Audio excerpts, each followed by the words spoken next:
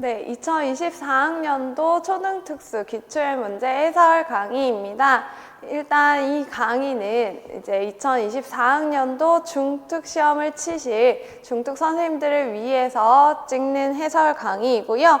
그렇기 때문에 이제 보시면 유특에서는 어떠한 개념들이 연결해서 나왔는지 연결 부분이 적혀 있을 거고, 그리고 제가 강의를 하면서도 모고에서는 어떠한 문제들과 연결할 수 있는지 같이 얘기를 할 거예요. 그래서 이 강의를 들으시는 선생님들 중에 이제 2025학년도 초특 시험을 준비하시는 선생님들이라면 이 부분을 조금 참고해서 들으시면 되겠고요. 그리고 2025학년도 시험을 준비하시는 선생님들이시라면 먼저 문제를 풀어보시고 그 다음에 제 해설 강의를 들으시면서 무엇이랑 연결할 수 있는지, 그리고 어떻게 강사는 문제를 접근했는지 이런 것들을 확인해 가시면 되겠습니다. 그리고 이제 중특 선생님들께서는 이제 올해 시험을 준비하기 위해서 들으시는 거니까 유초특에는 어떠한 개념들이 나왔는지 계속 확인을 하시고요. 그리고 시험에 나왔던 개념만 확인하는 게 아니라 이 주변 개념들은 무엇이었는지, 그리고 상위 개념, 하위 개념에 어떤 것이 있었는지 꼭 확인하셔서 확장해서 정리해 두시기 바라겠어요. 자, 그러면 이제 교육과정 A부터 보도록 할 건데요. 1번 문제는 특수교육 교육과정에 대해서 묻고 있는 거고요. 특히 2022 개정과 관련해서 물어보고 있고, 2022 개정 중에서도 또 나눌 수 있는 게 기본교육과정과 관련해서 묻고 있는 거구나 라고 찾아볼 수 있습니다. 그래서 1번 문제는 제가 특수교육 교육과정이라고만 써놨지만 2022 개정 특수교육 교육과정이고, 그 중에서도 기본교육과정과 관련된 문제들이다 라고 생각하시면서 문제 보시면 되겠어요. 그래서 소문항 1번에서는 지금 보시면 이제 기억의 적용 대상을 쓰는데 2022 개정 특수과정을 바탕으로 써라 라고 되어 있어요. 기본교육과정의 적용 대상을 그러면 2022 개정 특과정을 통해서 쓰시면 되고요.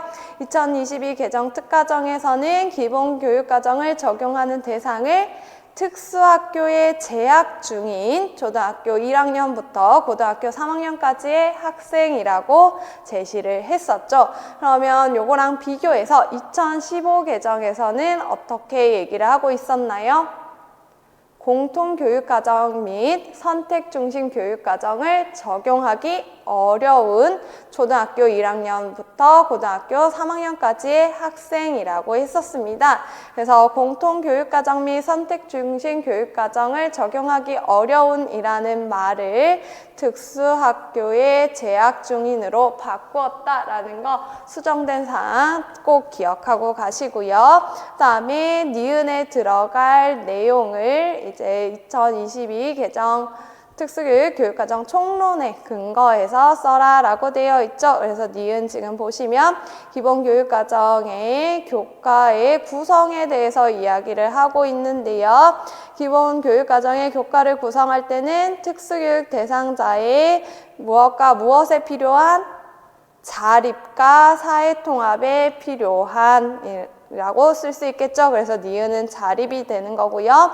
자립과 사회통합에 필요한 기초학습, 생활기능, 진로 및 직업 적응 등의 능력을 기르는 내용으로 구성해야 된다라고 얘기를 했고요. 이 부분이 2022 개정에서 추가된 내용이다.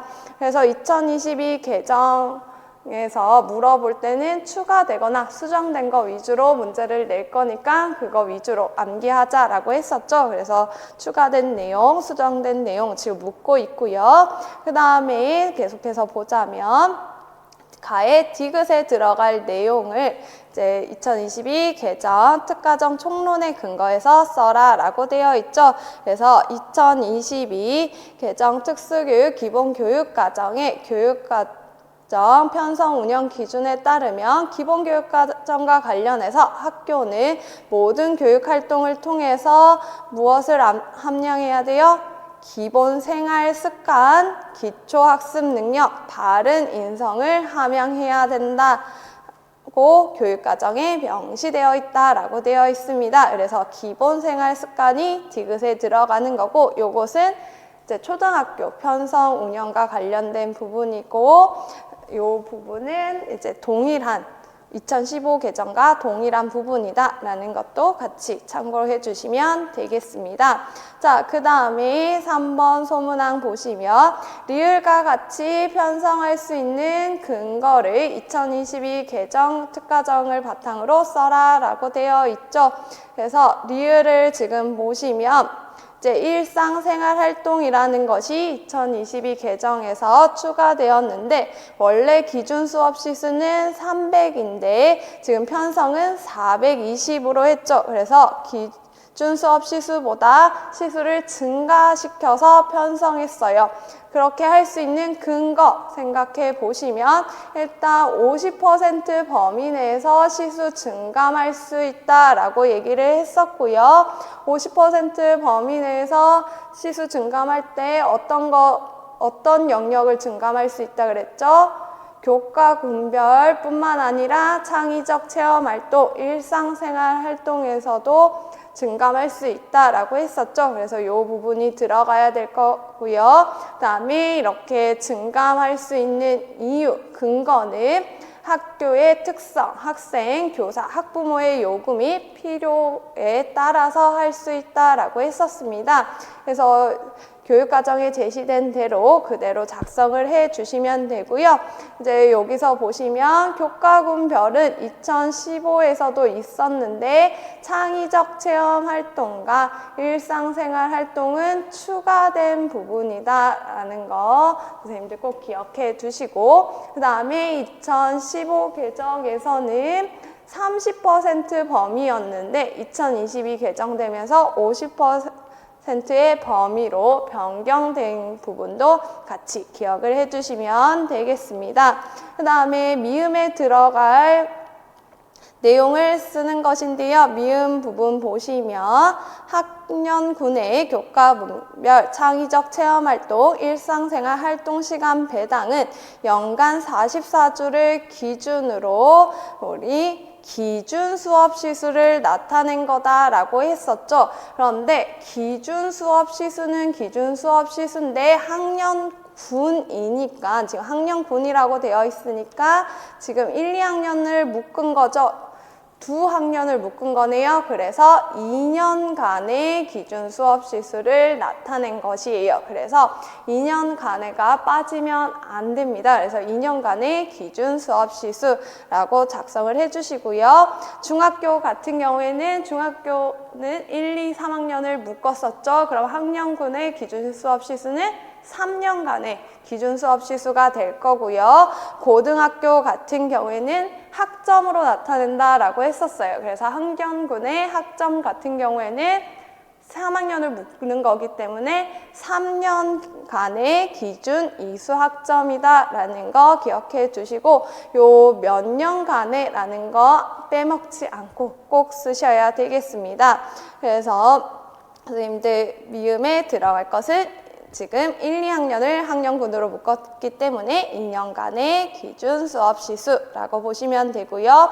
그래서 각 교과군이나 창의적 체험활동, 일상생활 활동은 기준 수업 시수로 나타내는데 학년군별 총 수업 시간 수 같은 경우에는 최소 수업 시수로 나타낸다라는 것도 비교해서 알아두시면 되겠어요. 그래서 선생님들 꼭 요 수업 시수 구분해 주시고, 학년군이기 때문에 2년간이라는 것도 기준에 들어가는 것 꼭 같이 기억해 주시기 바라겠어요.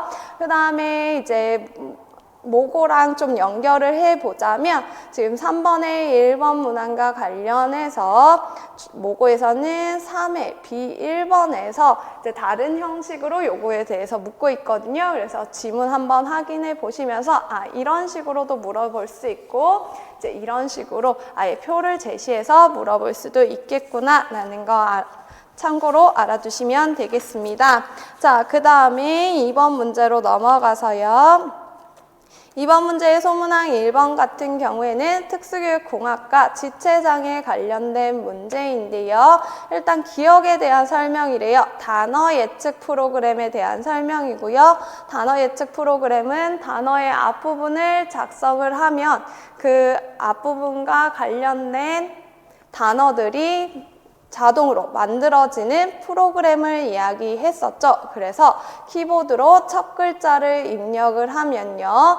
입력한 글자로 시작되는 단어의 목록이 나타나게 되고요. 이 목록에서 아동은 자신이 원하는 단어를 선택을 하고 그런 경우에 이제 단어와 관련된 문장들이 나타나는 그러한 형태로 이루어지게 됩니다. 그래서 첫 글자 입력했을 때 입력한 글자로 시작되는 단어의 목록이 나타난다라는 거 선생님들 써주시면 되고요. 그 다음에 니은을 고려해서 디귿에 들어갈 보조기기 쓸 건데요. 일단 니은 같은 경우에는 지금 GMFCS 4단계를 얘기를 하고 있고요. 그 다음에 디귿과 관련해서 보자면 이제 실내 활동이라도 이동 거리가 상당하다. 그래서 휠체어가 적절하다. 그래서 이동 거리가 상당하다는 것은 장거리라고 선생님들 생각하시면 되고요. 그래서 장거리에는 휠체어가 적절하다라고 얘기를 하고 있는데 실내 좁은 공간이라면 디귿을 추천한다라고 하고 있죠. 실내 좁은 공간에서는 휠체어가 움직이기 어려울 것이다. 우리가 추측할 수 있고요. 그럼 휠체어를 사용하기가 불편하며 어떤 것을 얘기할 수 있죠? 워커를 추천해 줄 수 있죠. 그래서 워커를 쓰시면 되는데요. 이제 워커를 추천할 수 있는 이유는 학생이 GMFCS 4단계이기 때문이에요. 그래서 4단계가 무엇인지 한번 다시 정리해 보자면 일단 대부분의 환경에서는 물리적 보조가 필요하다라고 얘기를 하고 있어요. 왜냐하면 4단계 아이들은 자세를 만드는 것을 어려워하기 때문이에요. 그래서 자세 만들기가 어렵기 때문에 물리적 보조가 필요하다. 그렇지만 이 아이의 특성은 자세를 유지하는 건 가능하다라고 했었죠. 그래서 자세를 바르게 만들어주면 스스로 유지하는 것 정도는 가능하다. 그렇기 때문에 이제 집에서는 이제 편안한 실내에서는 신체 보조 아니면 전동 휠체어 또는 워커를 사용해서 짧은 거리를 걸을 수 있다라고 하고요. 근데 실외 이제 지역 사회에서는 수동 휠체어나 전동 휠체어로 이동하는 것이 좋다. 그래서 자세를 잡아주면 유지할 수 있기 때문에 이제 전동 휠체어까지 가능하다라고 얘기를 합니다. 그래서 이 학생은 워커를 사용할 수 있기 때문에 이제 워커를 추천해 줄 수 있다라고 연결해서 보시면 되고요. 이 GMFCS와 관련해서는 우리가 모고에서 다루었었죠. 그래서 3회 B10번과 연결해서 보시면 GMFCS 단계의 1단계부터 5단계까지 어떠한 특성들을 가지고 있는지 잘 정리했었으니까 연결해서 보시면 되겠고요. 그 다음에 계속해서 문제 보자면 2번 소문항에 미음에 들어갈 리을의 사용자 특성을 한 가지 써라 라고 되어 있죠. 그래서 보시면 이제 리을부터 보도록 할게요. 지금 리을은 단계적 훑기 기법이에요. 단계적 훑기 기법이라는 것은 우리가 ASC를 사용할 때 커서 이동은 수동으로 하고요. 그 다음에 선택을 할 때도 수동으로 하거나 아니면 대기하는 형태로 이루어지는 것이 단계적 훑기 기법이라고 했었어요. 그래서 단계적 훑기 기법 같은 경우에는 인지 기능과 운동 기능이 이제 제한이 있는 경우에 많이 사용한다라고 했었고요. 그거 외에도 어떠한 학생에게 적절하다라고 했었죠? 전자적 AAC를 처음 학습하는 경우, 그래서 전자적인 훑기 전략을 처음 학습하는 경우에 적절하다라고 했었죠. 그래서 전자적인 훑기 전략을 처음 학습하는 경우라고 선생님들 써주시면 되겠어요. 그래서 단계적 훑기를 적용하기에 적절한 경우는 인지 기능이 제한되어 있거나 운동 기능이 제한되어 있는 경우, 그리고 전자적인 홀기 전략을 처음 학습하는 경우, 요 세 가지로 이야기할 수 있다라는 것도 연결해서 보시면 되겠고요. 그래서 선생님들 뭔가 보조기기를 적용한다, 중재를 적용한다 라고 했을 때 어떤 학생들에게 적절한지까지도 함께 암기 꼭 해야 된다라고 얘기를 드렸었습니다. 자, 그 다음에 3번 문항은 비읍에 들어갈 보조공학 사정의 일반적인 특성을 써라 라고 되어 있는데요. 비읍 지금 보시면 보조공학 사정은 생태학적 사정, 비읍, 계속적 사정의 특성이 있다라고 했었죠. 우리 세 가지 특성 얘기했었어요. 생태학적 사정, 계속적 사정, 그리고 실천적 사정. 그래서 비읍에는 실천적 사정이 들어가게 되고요.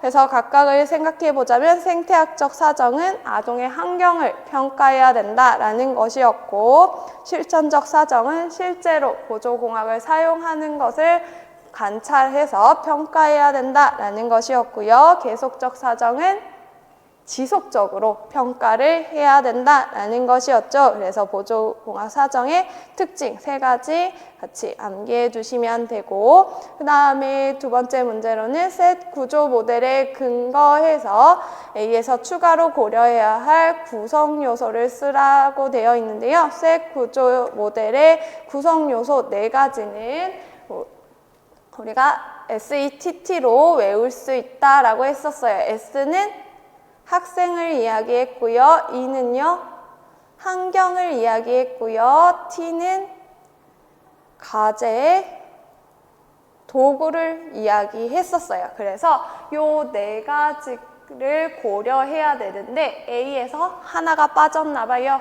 그 하나를 찾으면 되겠네요. 선생님들 뭐 찾으셨나요?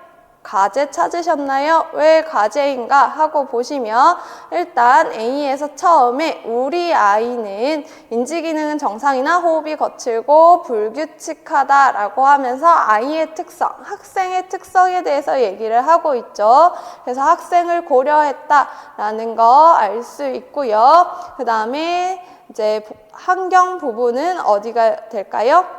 학교와 집에서 사용하기 위해 라고 되어 있죠. 그래서 보조공학을 사용하는 환경도 지금 조사를 했고, 그 다음에 도구 같은 경우에는 보완대체 의사소통 AAC를 얘기할 수도 있고요. 그리고 단계적 홀기 기법 요것을 얘기할 수도 있죠. 그래서 도구까지 제시가 되고 있네요. 그런데 이러한 AAC 단계적 홀기 기법을 어떤 활동을 할 때, 어떤 과제를 할 때 사용하는지는 나와 있지 않죠. 그래서 과제를 선생님들 답으로 작성해 주시면 되겠어요. 그래서 이제 보조공학 사정 모델을 보실 때는 대부분 이름에 나와 있었죠. 그래서 이름을 바탕으로 고려사항, 구성 요소 암기해 주시면 되겠습니다.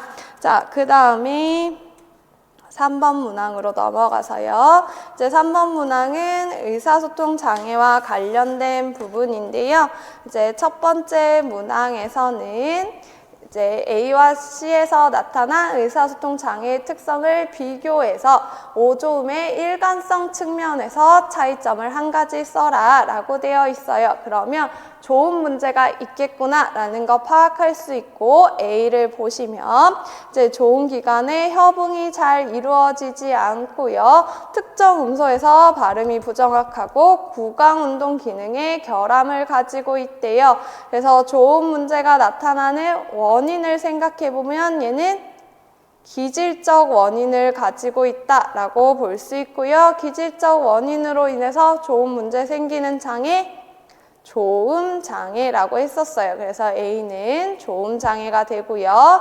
C 같은 경우에는 지금 좋은 기관의 결함은 보이지 않는다. 그래서 기질적인 문제는 없다라고 얘기를 하고 있고요. 그 다음에 문제가 되는 부분은 말소리를 듣고 말소리의 구조를 인지하거나 변별하는 능력에서 결함을 보인다라고 하고 있죠.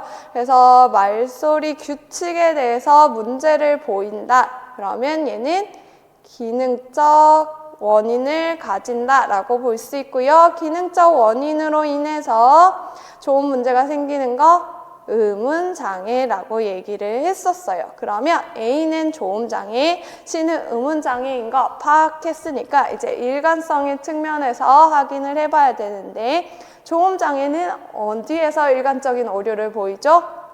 특정 음에 대해서 일관적인 오류를 보이죠. 그래서 문제에서도 지금 특정 음소에서 발음이 부정확하다라고 얘기를 하고 있어요. 그래서 A는 조음 장애로 특정 음에서 일관적인 오류를 보인다. 그런데 음운 장애는 특정 음에 대해서는 일관적인 오류 보이지 않는다라고 했었어요. 대신 이 학생들은 의문 과정에서는 일관적인 오류를 보인다라고 했었습니다.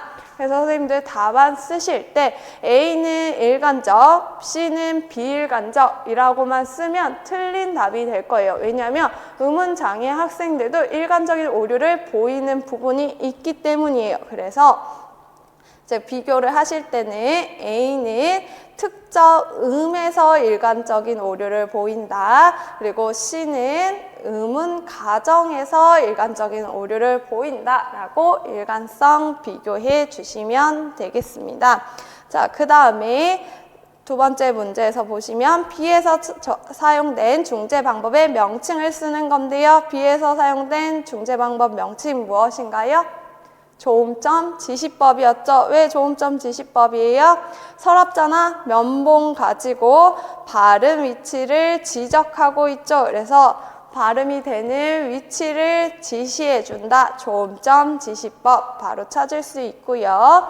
그 다음에 두 번째 보시면 가방이라는 단어를 활용해서 음절 수준의 합성 과제를 한 가지 써라 라고 되어 있죠. 그래서 음절 수준이다 라고 하면 제일 먼저 해야 되는 거 가방을 음절로 나누어 줘야겠죠. 나누면 가랑 방이 되겠죠. 그러면 이렇게 나누었을 때 합성 과제면 학생이 합성을 해야 되는 거예요. 그래서 합쳐 주어야 된다. 그래서 핵심은 합쳐서라고 얘기를 했었죠.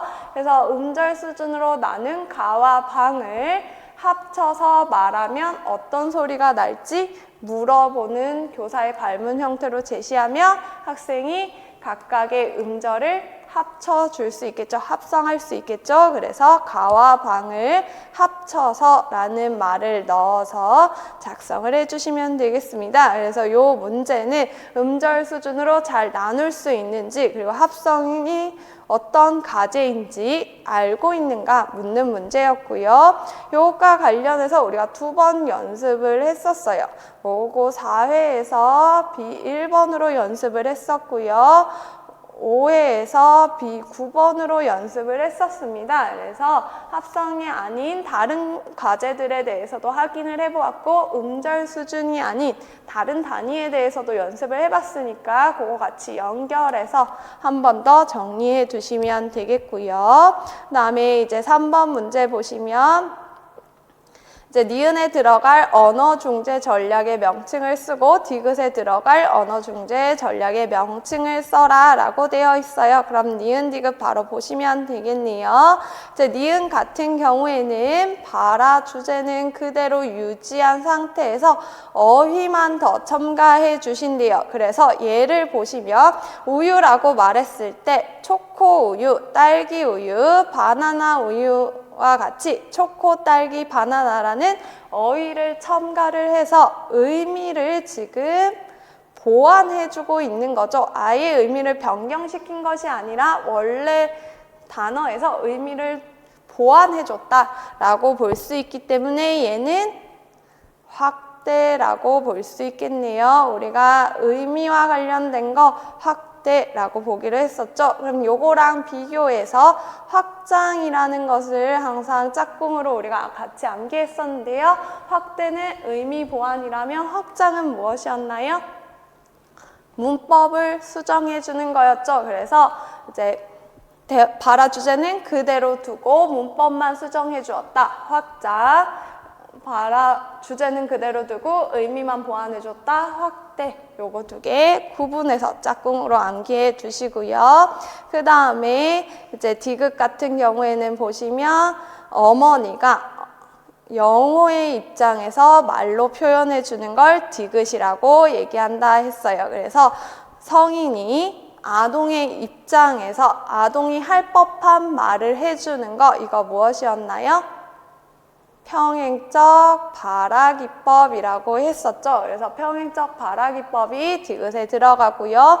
옛 짝꿍은 무엇이었어요?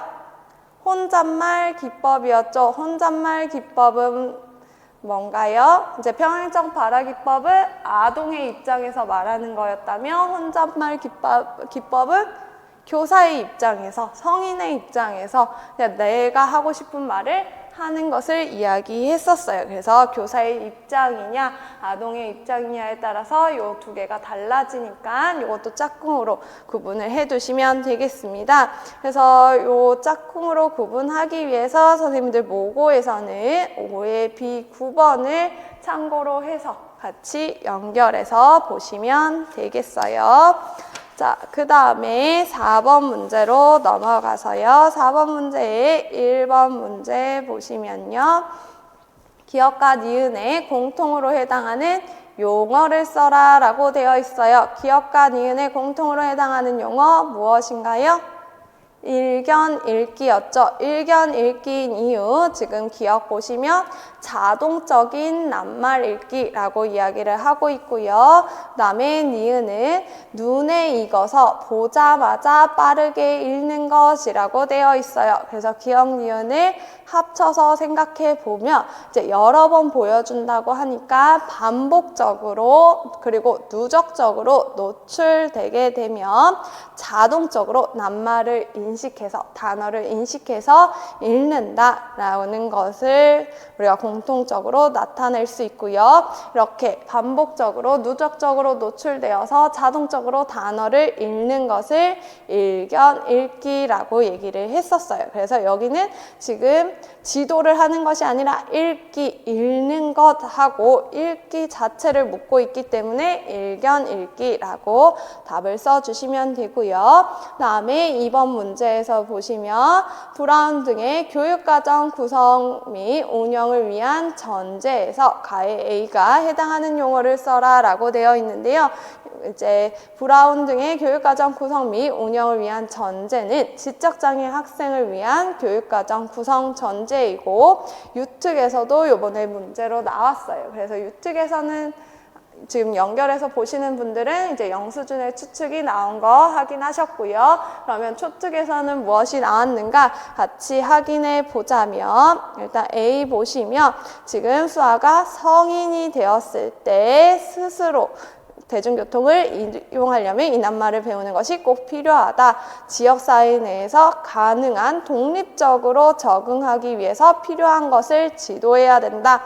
그래서 성인이 되었을 때 성인기에 통합된 환경인 지역사회에서 독립적으로 생활하기 위한 기술들을 지도해야 된다. 궁극적으로 독립적으로 생활하기 위해서 지도해야 된다라는 거 어떤 전제인가요? 궁극적 기능성의 기준이었죠. 그래서 이제 독립적으로 생활하기 위한 기술, 특히 성인기에 이제 앞으로 우리가 성인기를 목표로 지도할 때 이제 궁극적인 목표를 생각해야 된다라고 하는 것이기 때문에 궁극적 기능성의 기준이라고 연결해 보시면 되겠습니다. 자, 그 다음에 2번 소문항에서는 이제 특수교육 교육과정이 다시 나오는데요. 여기서는 2015 개정으로 나오고 있어요. 그래서 2015 개정 교육 기본교육과정 국어과에 제시된 읽기 영역의 평가 방법에 근거해서 비에서 활용한 평가 방법의 명칭을 쓰는 건데요. 이제 2015 개정 특가정 국어과에 제시된 읽기 영역의 평가 방법으로는 빈칸 메우기 검사가 있었고요. 중요도, 평점, 척도, 그리고 읽기 녹음 자료, 그리고 유창성에 대한 누가 관찰 기록 같은 것들이 있었어요. 그런데 이제 B 지금 보시면 이제 나의 B 윗부분부터 보도록 할게요. 빠진 곳이 있으며 해당하는 낱말 카드를 찾아서 읽어라 라고 하면서 이제 빈칸을 제시를 하고 있죠. 그러면 빈칸을 제시해서 해당하는 낱말을 찾아서 읽게 하는 거니까 빈칸 메우기 검사가 되겠네요. 그래서 빈칸 메우기 검사라고 작성을 해 주시면 되겠습니다. 자, 그 다음에 2번 문제에서는 C의 근거에서 6주차 평가가 종료된 시점에서 교사가 해야 할 교육적 의사결정의 내용을 한 가지 쓰는 건데요. 이제 나의 C 보시면 일단 얘는 어떤 평가 방법인가요? CBM이 나타나고 있는 거죠. 우리가 CBM의 결과를 제시할 때 목표를 정하고 목표선을 그어서 그것을 바탕으로 학생의 진전도를 평가한다라고 했었어요. 그래서 지금 진전도를 평가했더니 이 학생 같은 경우에는 내가 예상한 지금 진전도는 이 목표선을 이야기하는 거죠. 그래서 이렇게 점진적으로 증가할 거라고 생각을 했는데 목표선보다 높은 곳에 위치하고 있어요. 그러면 예상했던 진전도보다 빠르게 진전이 나타나고 있는 걸 알 수 있죠. 아이가 내가 중재를 제공했는데 진전이 빠르다라고 하면 우리 어떤 걸 해주어야 될까요? 목표선을 수정해 주어야겠죠. 그래서 목표선의 수준을 수정해 주는데 어떻게 수정해요? 상향 조정해 주어야 되겠습니다. 그래서 학생의 진전이 더 빠르다면 목표선을 더 상향 조정해서 더 높게 해서 더 높은 교육 목표를 성취할 수 있도록 해 주어야 한다라는 의사결정을 써주시면 되겠어요. 그래서 이제 목표선의 수준이나 기울기를 상향 조정해서, 그러니까 위로 올려서 더 높은 교육 결과를 얻도록 하는 의사결정을 해야 된다라고 보시면 되고요. 그런데 아이들이 이렇게 진전도가 더 빠를 수도 있지만 더 느릴 수도 있겠죠. 그래서 CBM 결과 활용 이 부분 조금 보시면요. 목표선의 기울기보다 낮게 나타나는 경우가 생길 수 있어요. 그래서 여기 아래에 이렇게 기울기가 나타날 수 있겠죠. 그런 경우에는 내가 지금 제공하고 있는 중재, 교수 전략의 문제일 수 있다. 그래서 교수 전략에 대한 재검토를 해야 된다라고 하고요.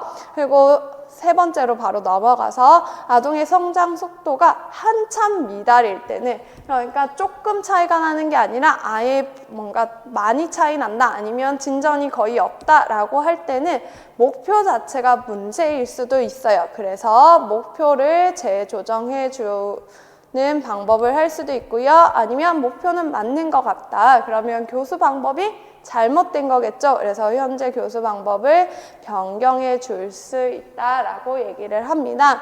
그리고 이제 두 번째는 우리가 문제에서 본 것처럼 아동의 성장 속도가 목표선의 기울기보다 높게 나타나는 경우를 이야기하는 거고요. 그럴 때는 목표선의 수준이나 기울기를 상향 조정해서 아이가 더 높은 교육 결과를 얻을 수 있도록 해 주어야 된다라고 합니다. 그래서 CBM 결과 활용 부분 같이 정리해 보았고요. 세 번째 문제로 넘어가서요. 이제 다의 디귿에서 적용하고자 하는 교수 방법의 명칭을 쓰고, 그다음에 다의 디귿을 고려해서 D에 해당하는 교수 방법이 가지는 장점을 한 가지 써라 라고 되어 있어요. 일단 D에 적용한 교수 방법의 명칭은 무엇이에요? 분산 시도였죠. 왜 분산 시도였는가 하고 D를 보시면 지금 낱말을 읽는 것을 중재를 하는데요. 이 기회를 나누어서 제시한다라고 되어 있어요. 그래서 집중적으로 연습하기보다는 하루 동안 여러 번에 걸쳐서 낱말을 읽을 수 있도록 지도한다. 일과 내에서 분산시켜서 중재를 해야겠다라고 하고 있으니까 분산 시행이 되겠구나라는 거 파악할 수 있고요. 이제 분산 시행의 장점을 써야 되는데 디귿과 연결해서 써라 라고 되어 있죠. 그래서 디귿 보시면 이제 낱말 읽기를 집중적으로 연습했더니 낱말을 술술 읽게 되었는데 다른 교과의 교과서 지문에 나온 동일한 낱말은 읽지 못했대요. 그래서 읽는 것을 할 수 있는데 다른 자극에서는 읽지 못한다. 배운 행동을 수행하지 못한다 라고 하니까 얘는 일반화가 지금 되지 않는다라고 볼 수 있겠죠. 그래서 일반화가 되지 않는 것과 관련해서 분산 시행의 장점을 써라 라고 하면 선생님들 뭐 쓰실 수 있어요? 분산 시행 자체는 학습한 내용을 오래 유지한다 라는 것이 대표적인 장점이었어요.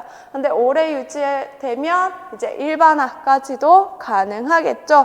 그래서 오래 유지되기 때문에 일반화에 효과적이다 라는 거 써주시면 되겠어요. 그래서 답을 쓰실 때 선생님들 이제 개념 외우실 때 오래 유지되기 때문에 오래 유지된다. 요것을 장점으로 외우시는데 요것만 쓰시는 게 아니라 일반화하는데 용이하다까지 같이 써주셔야 내가 디귿을 고려했다라는 것을 표현할 수 있겠습니다. 그래서 일반화라는 말 꼭 같이 써줘야 된다라는 거 기억해 두시고요.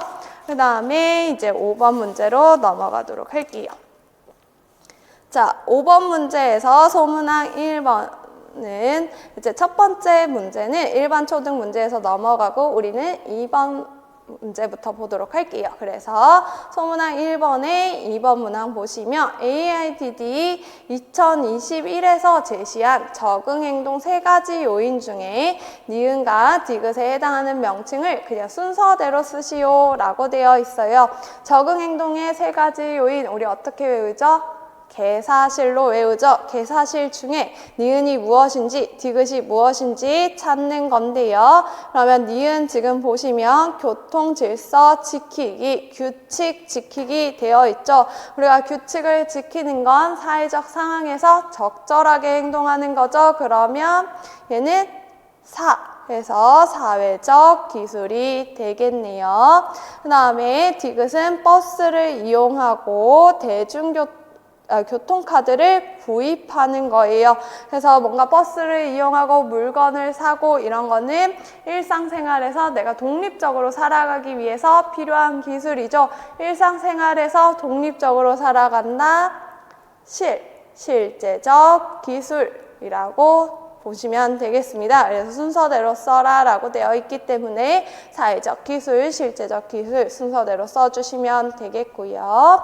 그 다음에 소문항 2번은 넘어가고 소문항 3번으로 바로 넘어가서 미음에서 설명한 것이 무엇인지 쓰고요. 그 다음에 지적장애 학생의 인지적인 특성 중에 비읍에 해당하는 것을 한 가지 써라 라고 되어 있어요. 그래서 미음에서 설명하고 있는 거 보시면 자, 앞으로도 독립적인 생활을 할 수 있도록 가정, 학교, 지역사회 등에서 필요한 기능적 기술이 무엇인가 조사하였다라고 되어 있죠. 그래서 앞으로도 라는 말은 현재뿐만 아니라 내가 미래 환경도 고려한다라는 거고요. 그래서 현재뿐만 아니라 미래의 가정, 학교, 지역사회 같은 환경에서 필요한 기능적 기술을 조사하는 방법 무엇인가요? 생태학적 목록법이라고 얘기를 했었습니다. 그래서 옆에 생태학적 목록법 보시면 일단 아동에게 구체적으로 어떤 기능적 기술을 가르칠 것인가를 선정하는 과정이라고 얘기를 하고 있고요. 그래서 저는 미음만 읽었지만 그 위에 박교사 말 보시면 교통수단 중에 버스를 선택하신 이유를 물어보고 있죠. 그래서 버스 타기와 관련된 이제 기능적 기술을 선택을 했는데 그것을 선정하는 과정이 이제 미음이다 라고 얘기를 하고 있는 거고요. 그래서 생태학적 목록법 같은 경우에는 현재뿐만 아니라 미래 생활의 기능 발휘를 위해 필요한 개별 기술들을 찾기 위한 조사표, 관찰지, 평가 도구라고 하는데 이게 도구도 되지만 그냥 과정 자체도 우리가 생태학적 목록법이라고 얘기한다라고 했기 때문에 이제 생태학적 목록법이 되는 거예요. 그래서 생태학적 관점에서 아동에게 지도할 구체적인 기능적 기술을 선정하는 과정이다라고 보시면 되고, 그래서 조사 선정 과정을 생태학적 목록법이라고 하는데 그 절차를 보시면 일단 교육과정 영역 정하고요. 그다음에 환경을 고려할 때는 현재뿐만 아니라 미래 환경도 확인한다라고 했었고, 환경을 정하고 나면 하위 환경으로 나누고 이 하위 환경에 어떠한 활동들이 이루어지는지, 그리고 이 활동을 하기 위해서 필요한 기술이 무엇인지 정해서 이제 가르칠 기능적 기술을 정한다라고 보시면 되겠습니다.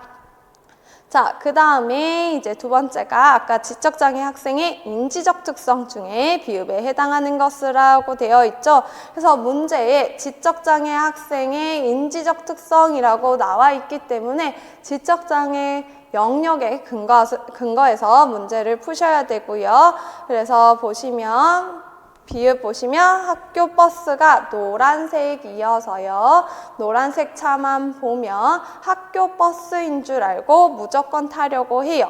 그래서 노란색이라는 요거 자체는 학교 버스의 여러 가지 특성 중에 한 가지 특성이죠. 일부 특성이에요. 그런데 이 일부 특성을 학교 버스의 전체적인 특성이라고 생각을 하고 노란색 차만 보면 타려고 하는 행동을 수행합니다. 그래서 특성 중에 일부를 적용을 해서 부적절한 상황에서 행동을 수행하고 있는 것이 나타나고 있고요. 이런 식으로 일부의 자극을 너무 강하게 일반화시켜서 행동을 적용하는 그러한 것을 과잉 자극 일반화라고 얘기를 해요. 우리가 학교 버스를 보고 이제 여러 가지 특성들 중에 이제 자극을 파악을 해서 그것에 맞게 적절한 행동을 해야 되는데, 이 자극을 너무 강하게 일반화해서 이제 노란색 차만 보면 타려고 하니까 얘는 자극을 강하게 일반화했다. 그래서 과잉 자극 일반화다라고 연결해 주시면 되겠습니다. 그래서 지적장애에서 본 개념으로 선생님들 답 작성해 주시면 되고요. 이제 생태학적 목록법 옆에 이제 유특에서 지역사회 참조교수 나온 거 썼는데요. 요것이 이제 기능적 기술을 가르치는 방법이었죠. 그래서 기능적 기술을 선정하고 가르치는 방법이 유특과 초특에 연결지어서 나왔기 때문에 선생님들은 기능적 기술 교수와 관련해서 모든 개념들을 확인해 두셔야 되겠어요. 자, 그 다음에 6번 문제 보시면요. 이제 첫 번째 문제만 보시면 되는데요. 1번 문항은 통합교육과 관련된 부분이고요. 이제 우리는 1번 문항에서도 특히 2번만 보도록 할 거예요. 그래서 교수적 수정 유형을 쓰는 것이 문제인데요. 아까 유특에서는 우리가 교육과정 수정을 보고 왔죠. 여기서는 이제 교수적 수정의 유형에 대해서 묻고 있어요. 그래서 5가지 중에 고르시면 되는데요. 일단 B 지금 보시면 오전에 집중력이 높기 때문에 도덕 수업을 오전에 배치했대요. 그래서 시간표를 지금 변경한 것이 나타나고 있고요. 그 다음에 두 번째는 보시면 자석을 교탁과 가까운 곳에 배치했다라고 하죠. 얘는 물리적 환경을 수정했구나 라고 볼 수 있네요. 그 다음에 모든 가격 내 영역을 분명하게 하기 위해서 바닥에 색 테이프를 붙였대요. 얘도 물리적 환경을 나타내고 있어요. 그래서 요 2개만 보고도 이제 물리적 환경을 수정하는 거니까 교수 환경 수정이라고 볼 수 있고요. 그리고 이제 시간표를 변경하는 것은 환경의 요소 중에 시간과 관련된 거죠. 그래서 아까 유특에서 환경적인 요소 중에 시간적 요소도 있어요 라고 얘기를 했었습니다. 그래서 환경 요소 중에 시간적 환경을 수정하고 있는 것이니까 물리적 환경 수정, 시간적 환경 수정 다 합쳐서 교수 환경의 수정으로 보시면 되겠어요. 그래서 교수 환경의 수정 부분을 지금 보자면요. 이제 교수 환경의 수정은 심리, 사회적 환경과 물리적 환경을 수정하고 보완하는 거다라고 되어 있는데요. 요것뿐만 아니라 우리가 시간을 수정하는 것도 여기에 들어갑니다. 그래서 시간적 환경도 있다라는 거 꼭 기억해 두시고, 이제 물리적 환경 수정의 예는 각자 읽어보시고요. 우리는 심리, 사회적 환경 수정 중에서도 장애인식 개선 활동만 잠깐 짚고 넘어갈게요.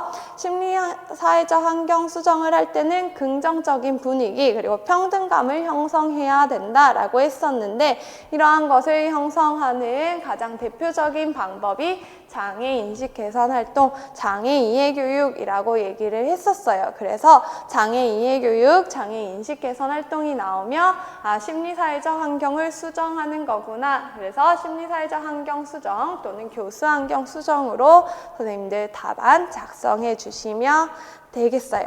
그래서 이렇게 해서 지금 교육과정 A 부분 모두 다 풀어보았고요. 뒷부분은 일반 초등 부분이기 때문에 따로 언급하지 않도록 하겠습니다. 그럼 잠깐 끊고 우리가 교육과정 B 이어서 보도록 할게요.